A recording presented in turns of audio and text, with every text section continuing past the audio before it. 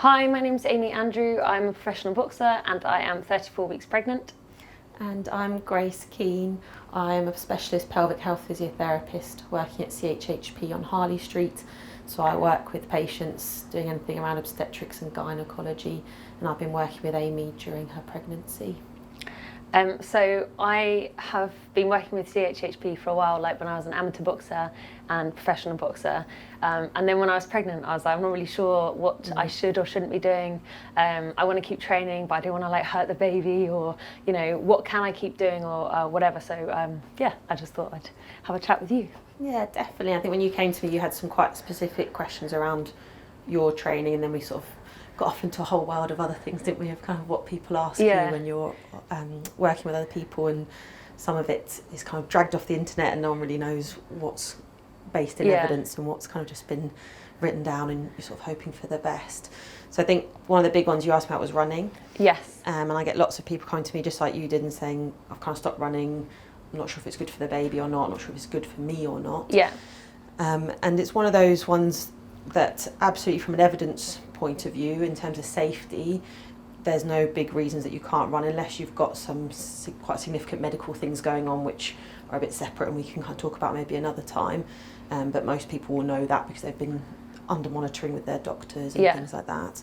But from a running point of view, if you've run before and you really enjoy it, then absolutely you can keep going through your pregnancy.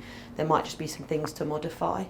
So it might be that you don't go as far, or you don't run when it's the hottest point of the day, simple things like that. What we're trying to do is make sure you don't dehydrate, you don't give yourself any injuries, and that you're feeling comfortable and still enjoying it. I think that's the big one. If it's a slog and you're pushing through it, and you're just doing it for the sake of it, then it kind of comes down to that risk versus benefit. What are you doing it for? There are other ways to keep active and get your heart rate up if you're not enjoying running. I'd say the big things that are kind of a no-no, and we tell people actually maybe to stop running, is if they get an injury and that might prevent them being able to run, or if they're starting to get what we call pelvic health symptoms, so things like leaking urine, or getting lots of heaviness down to the vagina.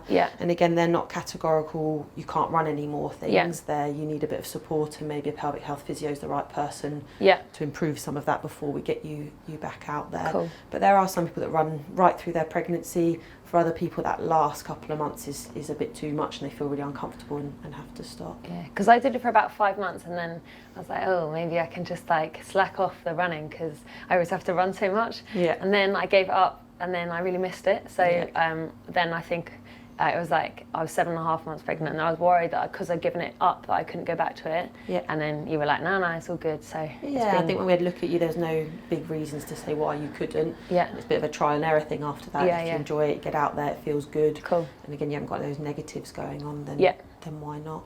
So I'm back on it. Which is great. You've done really